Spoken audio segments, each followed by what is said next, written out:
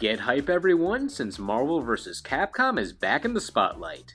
Besides game mechanics, the roster is key. In the past, mixing both popular and underappreciated characters from each franchise.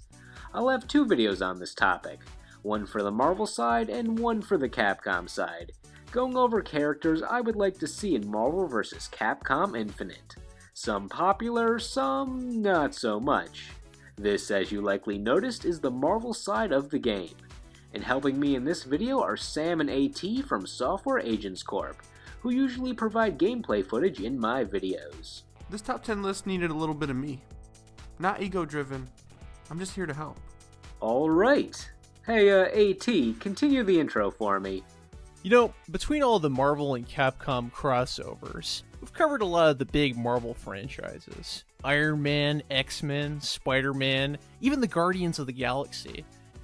Now, by Marvel 3, they got a lot of the big Marvel mainstays, but even then, there's some absences that seem so egregious. Which leads to our only rule for the list. No characters who have been playable in any previous Marvel vs. Capcom titles, even if they are unlikely to return. So here are some opinions of our top 10 Marvel characters that should be in Marvel vs. Capcom Infinite. Number 10, Elektra. While her main partner Daredevil would also be a cool addition with his quick counters and acrobatic moveset, I like the idea of Elektra's potential playstyle more. I always respect a character that attacks with size. No, the weapon. It's too early in this video for puns. This is where I would put all of my trust into Capcom to make a great moveset themed around her signature weapon. Elektra has her own sai-wielding skills that allow for plenty of creativity. For example, she once stopped someone from shooting a gun by throwing her sai directly through it. And if the sais are not working for you, then a surprise katana can be integrated into her moveset. Also, being a ninja, she could at least have some fun dialogue against Strider Hiryu. Number 9. How about a Spider-Man villain? Doc Ock. Yeah. We were in dire need of another Spider-Man rep in Marvel vs. Capcom 3. They didn't even give us Venom again, or anyone from Spider-Man's extensive rogues gallery. It's pretty obvious what Doc Ock's main powers would be if he was in the game, and that would of course be his stunning good looks. Dr. Octopus would definitely have to have the bowl cut and the goofy look from the 90s, but when he would die, he would have to sound like the Spider-Man 2 Doc, who's super desperate. Or we cannot mock my favorite Spider-Man film. Jokes partially aside, his moveset will be defined by how much he can use his mechanical appendages. A unique mechanic he could have is where he uses the appendages to keep himself airborne, even as his idle stance, forcing you to have a different approach against him, knowing low attacks will never make contact or will need to travel further to reach his tentacle things. He could also be a zoning fighter by using his technology to hit from full screen, like Ghost Rider's chain or Super Skrull's elastic moves. There could even be something like Tron's Bandit Boulder in there, since he can likely rip rocks from the ground with his strength to make up for the lack of other potential projectiles he would or would not have. What other Spider-Man villain could be better to represent the franchise? Doc Ock is a pretty good pick, but if we're to have one Spider-Man villain, I think it should be Green Goblin. Oh yeah, Norman Osborn is kind of a big deal. You sure Doc Ock can't be first in line? Now, I'll give you that Doc Ock took control of Peter Parker's body, and he also has an appearance on the Spider-Man ride at Universal Studios. But I can't think of another Spider-Man villain who's caused as much personal pain to Peter than the Green Goblin. Now, for a moveset besides his pumpkin bombs, maybe he could move around like MODOK in that he just kind of hovers all over the screen. Or maybe it could be a flight command. Well, you make a good argument, and I do like pumpkin bombs, but we seem to be 2-1 in favor of Doc Ock here, so... I actually think the Green Goblin would be a good choice, but definitely I would like to see his older version, because in Ultimate Spider-Man, I don't know what they're doing, but he's just like, Gobby has been bulking up and he's been taking muscle enhancers. I guess we're at a standstill then. So, Doc Ock or Green Goblin? Which Spider-Man villain never before seen in Marvel vs. Capcom should be in the game? You decide. Unless you're just gonna say Carnage, then this gets even more indecisive. Number 8. Squirrel Girl.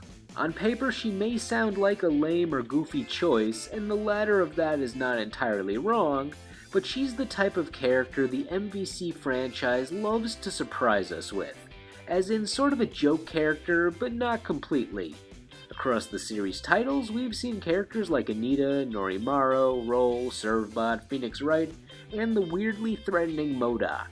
Squirrel Girl would be among the last couple of those characters, being a character who you would normally underestimate but is still viable and lethal. Maybe more like Deadpool, who is a funny character rather than a pure joke. Squirrel Girl is the character Marvel shows off when they want to make things ridiculous. She's defeated both Doctor Doom and Galactus, so she's clearly capable of fighting Marvel and Capcom's best. For her attacks, I guess she can throw a squirrel at you. Maybe different commands cause the squirrels to act like traps or impediments, even a flying squirrel. She was in the Marvel Heroes video game where she summons hordes of squirrels and scratches you. So think of Strider Hiryu's Legion or Felicia's "Everybody help!" only with massive amounts of squirrels. Trust me, it'll be fun and hilarious for all. Or just block her face out of the character select screen in your mind if she's in the game. I just like absurd things. Number 7. Black Widow. With Black Widow's role in the Marvel Cinematic Universe, she has made her mark on the mainstream and shown why she should get a roster spot in this game, even if you're not the biggest fan of her. Of all the characters on this list, I see her being the most likely to make it in Infinite, since she was the only main Avenger from the first movie omitted in UMVC 3, so she was probably next in line anyway. I think with her guns, gadgets, and combat prowess, she could play like some combination of Crimson Viper or Jill Valentine. Which version of Jill? Why not both of them? Yeah, I could see her Widow's Bite electric armbands functioning like Viper's Thunder Knuckle. And if Widow really wants to be an authentic Jill Valentine, she should yell, "I'm a member of S.H.I.E.L.D.!" Since anyone who played Marvel vs. Capcom 2 knows how much Jill loved telling us, "I'm a member of S.H.I.E.L.D. I'm a member of S.H.I.E.L.D. What would be her level 3 hyper combo though? What if her ultimate move was her literally becoming a Black Widow, and then she just bit you like a spider? Huh, so we would see something like the super move of Son with the transformation into the giant... Wait, suggest a feasible hyper combo. Maybe she could have moves where she's like together with Nick Fury, but we don't have to give Nick Fury a slot. That's better. And it helps us get Fury in the game as a cameo if he doesn't feel like leaving the helicarrier to join the roster. Number 6. Dazzler. While Marvel is focusing more on characters in the cinematic universe for this game, meaning X-Men characters can be longshots just as Longshot was an X-Men character, it does not mean I'll exclude them from this list, especially since the crossover started with the X-Men. The dream may be dead for them, but not for me. That being said, Dazzler is not exactly the greatest character. She's not my top X-Men pick, we'll get to that later in the video. She's not even my top character that fights with sound waves, once again later in the video, but she fills that fix for 80s 90s nostalgia. Not all my picks are nostalgia fueled, but Dazzler has the potential to be a fun character. I always liked musical characters in fighting games, so maybe she could have musical combos that compose a song as they're performed, like Big Band in Skullgirls. In the comics, she utilizes music with her mutant powers of turning sound waves into light and beams and such. Maybe she could have a rivalry with Dante on who's the better guitarist, or they could just be friends and have a jam session together. Wait, don't do that with Dante, that's literally an attack for him. Since she uses light for stunning, she could be a setup character that leaves the opponent in a dizzy state, or open for resets. At the very least, she can have an excellent character theme song. Perhaps something like glam or punk rock, just no disco. Never go back to disco. Number 5. Loki. It took until 2011 for the franchise to make Thor a fully playable character, so why not take the next step and give him another rep from his series for Infinite? The other 3 big Avengers received one of their key allies or antagonists in previous games, so it's only fair to give his beloved brother a spot. Well, him or Enchantress, but Loki seems to have more magic up his figurative sleeve. Plots with him tend to involve trickery, deception. So, I'm thinking something along the lines of illusions or counters, kind of like Doctor Strange's illusion thing, or Virgil's tricks. Not to mention, there's Loki's shapeshifting. So he'll go full Shang Tsung. Couldn't that be broken for an MVC game? 12 wasn't allowed to transform into his opponent without burning his meter. That could be his level 3 move. I don't know. Loki seems like he'd have something more flashy for a level 3. When going over his moveset, one of his moves could be, he's adopted. And then the characters die.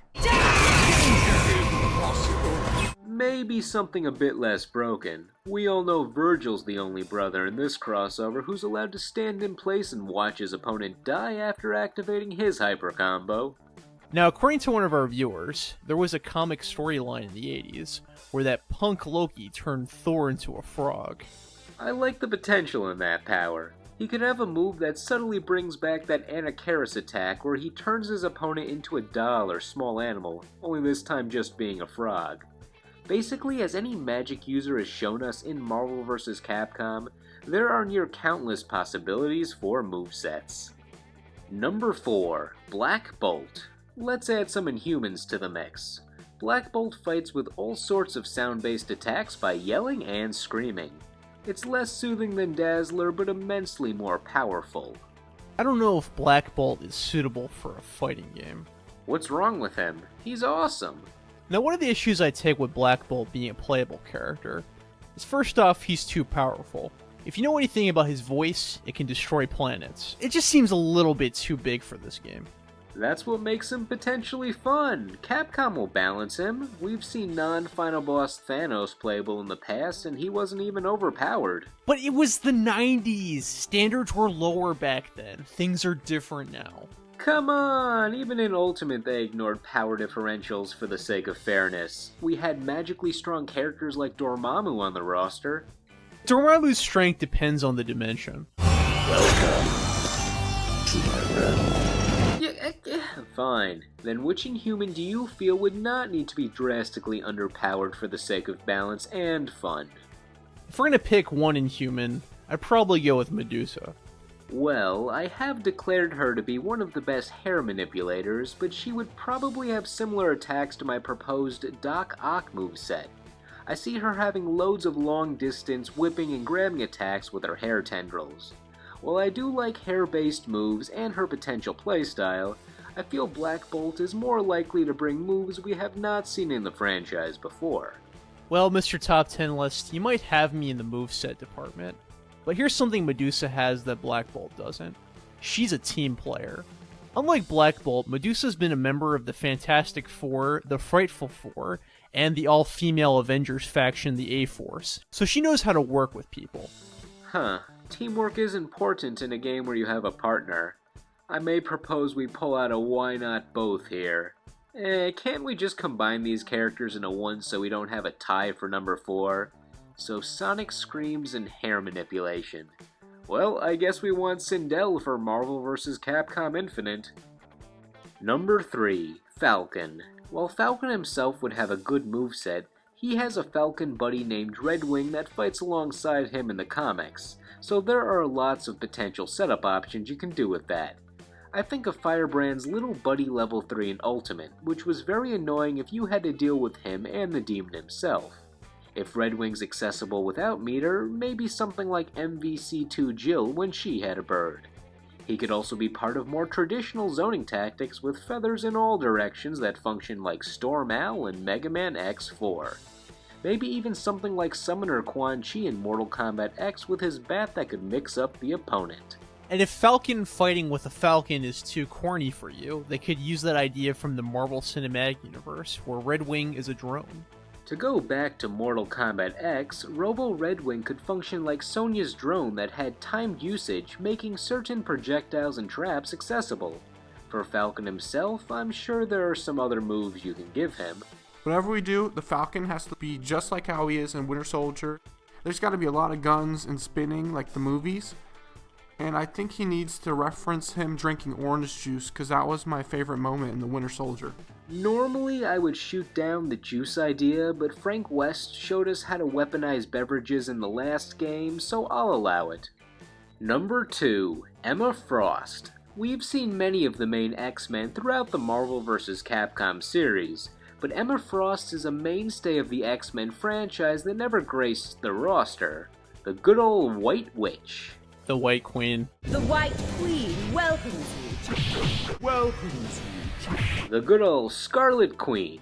Being a powerful mutant, she has a library of attacks, starting with her diamond form, where her body literally crystallizes.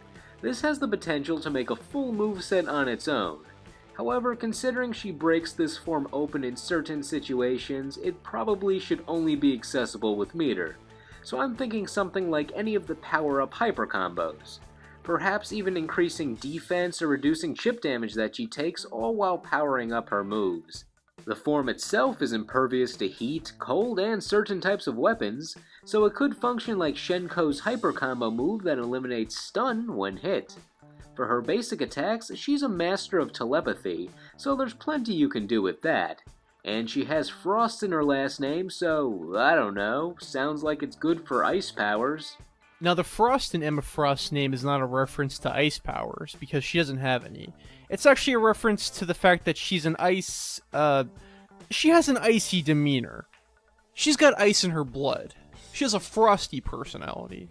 Oh, well, what about that one plotline in the 80s where Emma Frost and Storm switched bodies? That could have been a time when Emma Frost had some of Storm's ice powers, huh? Come forth, wind, by the power of Gaia, the power of the wind! Well, at the very least, if Marvel doesn't want to put Storm in Infinite, they can give Emma Frost an alternate costume where she is Storm. Or vice versa if Storm makes it in. Here are a few quick honorable mentions. Black Panther. Not because he's behind all of these characters on my wish list, but because he is so popular and significant, he's a shoo-in. While other characters on this list have a chance to not be in, T'Challa was popular when Marvel vs. Capcom first came out, and he's still popular now, even getting his own planned movie. So since he's likely to be in the game, he's just an honorable mention at the moment. If Marvel doesn't put him in the game, then consider this a retroactive top 11 list. As for the other honorable mentions, Howard the Duck, since I don't think this list could have handled Squirrel Girl and him at the same time. And the last honorable mention for the sake of time, Binary, since I like fire powers, but she ended up just being Carol Danvers in the end, who was confirmed off the bat as Captain Marvel with a Binary-esque power-up. All of her different identities make everything confusing. How many does she have? Carol Danvers is known by many names. Miss Marvel, Binary, Warbird, Captain Marvel. But I personally like to think of her as Miss Marvel, because Warbird is just way too fierce, and Captain Marvel makes me think of Shazam. That's cross companies, it's way too confusing. For number 1, we chose a character important in Marvel storylines who has appeared in TV shows, movies, and of course the comics, but never a fighting game. The Mandarin, a primary antagonist for Iron Man. He has a variety of powers all on his fingers. He's trying to challenge Phil Jackson with all of those rings. Each ring has a different power, and in a fighting game, you can vary how often he accesses these 10 unique abilities. It could be like Iron Fist, who had certain moves that activated his power-up modes. Only Mandarin's inputs could activate maybe a fire or ice-oriented form, utilizing only one ring until you activate another ring. Some rings can be hyper combos, like the one that slows down or speeds up substances, giving him maybe a bootleg X-Factor or slowing down his opponent like Beautiful Joe.